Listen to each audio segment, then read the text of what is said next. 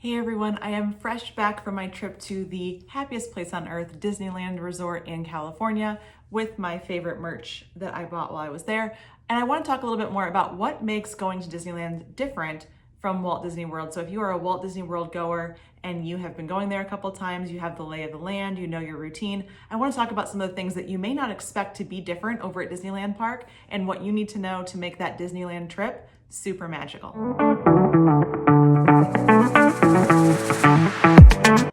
As we compare Walt Disney World in Orlando to Disneyland Resort in Anaheim, California, the biggest thing that we're going to talk a lot about is the size. The size makes a big difference in kind of how you're navigating the different parks, how you plan your trip, and what you need to know for going to either Walt Disney World or Disneyland. For comparison, Disneyland Resort in California is 550 acres compared to the 27,000 acres over in Walt Disney World in Orlando. So there are going to be complexities in Orlando that you're not necessarily going to have over in Disneyland, but you're also going to have some unexpected surprises over in Disneyland that were news to me after having been a Walt Disney World goer for quite some time. Let's break those things down. I want to start with planning. The planning process for Walt Disney World and Disneyland is very similar, but there's also quite a few differences that I didn't even personally fully expect until planning this most recent trip.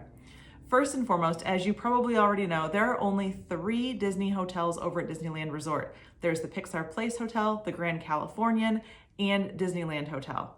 Now, these 3 are considered on property, but there are a ton of other hotels very close by, most of which have walking distance over to Disneyland Park and Disney California Adventure Park. So when you're used to going to Walt Disney World and having to choose between those value, moderate, and deluxe resorts based on things like which transportation you prefer, which parks you're planning to visit, and the types of amenities you're looking for, you have a lot more options and a lot more things to consider when you're planning for Walt Disney World. Now, if you really want to stay on property at Disneyland Resort, any of those 3 hotels are going to be a fantastic choice for you. They're all within walking distance to the parks, which means you're not dealing with bus transportation, you're not dealing with any other monorail types of things. You can walk directly through downtown Disney, and at Grand Californian, you can walk directly into Disney California Adventure Park. So proximity is key. Again, those are 3 resorts. They're all going to feel like they're really in that deluxe category compared to the ones that you're used to over in Walt Disney World. I recently stayed over at Disneyland Hotel. I have a whole review planned for that one, so make sure that you check that out on the channel. And also, if you're looking for some room tours, we just posted a couple that are going to be for Pixar Place and for Disneyland Hotel. So lots more information to come on the hotel side of Disneyland. Now, the second thing I want to talk about is early entry. Early entry is a huge perk to staying on property, both at Walt Disney World and Disneyland Resorts. Now, at Disneyland, the biggest difference with early entry is you are not getting this benefit every single day at each park. They actually alternate which parks are going to provide early entry for resort guests depending on the day of the week. So you're going to want to check the calendar over on the Disneyland app or the Disneyland website to see which days you get early entry at Disney California Adventure Park and which days you get early entry over at Disneyland. That can make a big difference in how you spend your day and how you spend your time. I will say, as someone who usually gets up early for the parks and as a family of East Coasters over on Pacific time, we love to get to the parks early. We definitely took advantage of that early entry and rope dropping. So there's a lot of strategies you can do for that, but keep in mind, it's not every day at both parks, so plan accordingly. The next thing you'll want to know is that you do still need to make park reservations for Disneyland. This means you have to choose in advance before your trip which park you are planning to go to each day. This is something that used to be something that we had at Walt Disney World as well, especially post-COVID, and it is still happening over in Disneyland. Disneyland is really a locals park. It was built originally for the cast members and the locals, and it continues to really fuel that group. And so it does make it a little more complex when you're planning. You want to make sure that you're able to get those reservations in, because there may be times when those parks will sell out and you will not be able to start your day in the park of your choice. So keep that in mind. Now, advanced planning. You can actually do your lightning lane reservations kind of the old school way. The way that we were used to doing them at Walt Disney World is how you're going to do them over at Disneyland still. You cannot pre-book lightning lanes or rides that you'd like to go on, whether that's individual lightning lanes or multi-pass rides. Instead, as soon as you scan into the park, that will then unlock your ability to start choosing your rides. Now, the difference here is that at Walt Disney World, as you know, you have to plan those things far in advance. Sometimes you're going to choose a ride time that's not even available till 5 p.m. and that can make your day feel a little bit long and kind of losing out that time to maximize your morning or your early day. Over at Disneyland, my experience has been that with those individual lightning lanes in particular, like Radiator Springs Racers, Rise of the Resistance, while you're in the park, you can easily find an individual lightning lane for that time or within the hour of when you're looking. But what I will say is, from my personal experience, I don't think you need multipass over at Disneyland the way that you need it at Magic Kingdom, at Hollywood Studios, in particular over in Walt Disney World. Most of the rides, especially at Disneyland Park, do not have lightning lanes. And the reason is because there's not enough space in the park to actually have a second queue line. So things like Pirates of the Caribbean, you're going to want to check those wait times because it is standby only. Most of the rides in Fantasyland are also standby only. So there's some really great strategies that I have to help with kind of figuring out what do you want to do at what time of the day and how do you maximize those early morning hours, especially if you're doing rope drop or early entry. So stay tuned for more on that. I've got a lot of recommendations there. Now, aside from lightning lanes and multipass, I said you probably don't need multipass over in Disneyland. I do believe that's true. I think you can still buy those individual lightning lanes for those high wait time rides, and I think you should consider that if those are must rides for you. But the one thing that you absolutely need to add when you're going to Disneyland is a park hopper ticket. Over at Walt Disney World, you could take it or leave it. You could park hop depending on how you want to spend your time, how much time you're going to be going from one park to the next. But you also have that transportation to deal with. So it can be a little bit longer to get from Park A to Park B. Now at Disneyland, they are right across from each other. They are a short 1-second walk, essentially right across the promenade to get from one park to the next. And depending on the crowds as you're in the parks, it's a really nice feature to be able to say, you know what, I'm kind of overwhelmed right now at Disneyland. It's noon, things are getting a little busy. I'm gonna hop over to DCA and do some rides over there and kind of take a break and come back to Disneyland later. It's so easy to do. So definitely you're gonna want the park hopper tickets if you're spending any time at all in either or both parks at Disneyland. All right.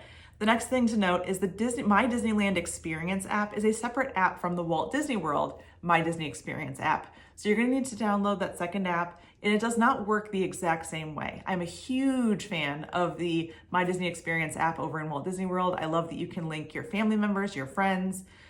Everything kind of connects automatically. It's really intuitive. I did not find the one in Disneyland to be as helpful. I had to manually connect a lot of family members. I had to manually connect each and every single Magic Band.